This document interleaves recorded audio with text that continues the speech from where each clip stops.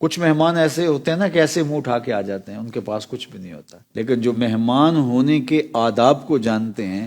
تو وہ کسی کے ہاں مہمان جائیں خالی ہاتھ نہیں جاتے، کچھ ساتھ لے کے جاتے ہیں، کوئی مٹھائی لے لیتے ہیں، کوئی فروٹ لے لیتے ہیں کہ یار ہم جا رہے ہیں، پھر جا بھی سال کے بعد رہے ہیں تو خالی ہاتھ تو نہ جائیں۔ تو ماہ صیام رمضان المبارک آتا ہے، خالی ہاتھ نہیں آتا، برکتیں لے کے آتا ہے، رحمتیں ساتھ لے کے آتا ہے، مغفرت کے سامان ساتھ لے کے آتا ہے، نجات کی ضمانت لے کے آتا ہے۔ اور اللہ تعالیٰ نے اس ماہ رمضان کے ذریعے سے اس امت کو نوازا ہے۔ ایک کنویں کی مثال ہے کہ پیاس جس کو لگے گی وہ کنویں پہ جائے گا اور وہاں جا کے سیراب ہوگا، اور ایک بارش کی مثال ہے، بارش خود جا کے لوگوں کے گھروں میں سیراب کرے گی۔ اللہ کی رحمتیں کعبہ بلا کے دیتا ہے، رمضان جا کے دیتا ہے۔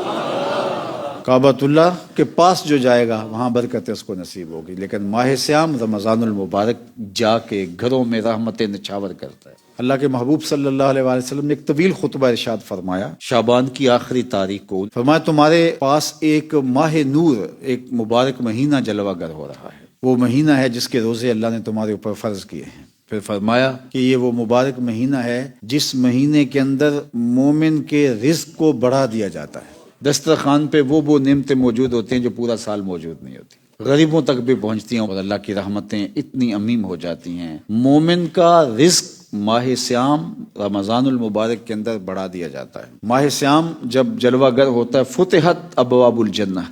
جنت کے دروازے کھول دیے جاتے ہیں، غلقت ابواب النار، اور جہنم کے دروازے بند کر دیے جاتے ہیں، وسلسلت الشیاطین،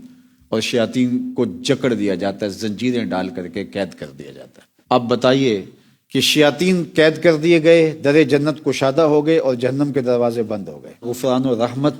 کے سندیسے دے کے اور جھولیاں بھر بھر کے ماہ صیام مغفرت کی لے کے آ رہا ہے، نیکیوں کے اجر کو بڑھا دیا گیا، خیر کے اجر کو بڑھا دیا گیا، برائی کے امکانات کم ہو گئے۔ تو ماہ صیام ہماری روحانی برکتوں کا سبب و ذریعہ بنا، اس کو خوب خوشی کے ساتھ، اس کو مسرت کے ساتھ اس کا استقبال کرنا چاہیے، اور اس کا استقبال شوق فراواں کہ اللہ مجھے جلدی ماہ صیام کا نور نصیب فرما دے۔ جو خوشی والے دن ہوتے ہیں تو وہ دن انسان کی آرزو ہوتی ہے کہ جلدی جلدی آ جائیں،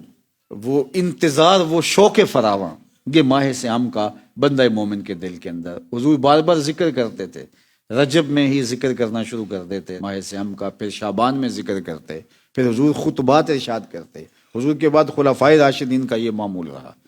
کہ وہ ماہ صیام کا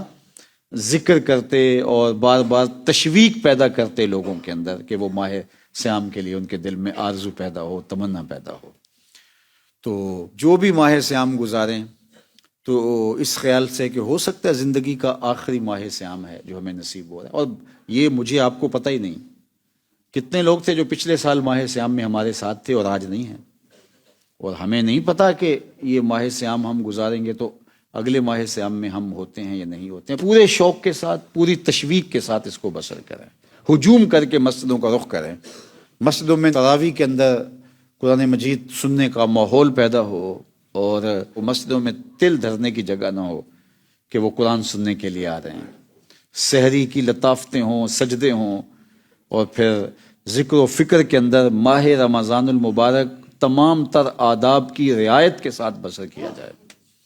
اور جس نے آداب کی رعایت کے ساتھ بسر کیا وہی کامیاب اور سرخرو ہے، اور جس نے ضائع کر دیا اس سے بڑا محروم بھی کوئی نہیں۔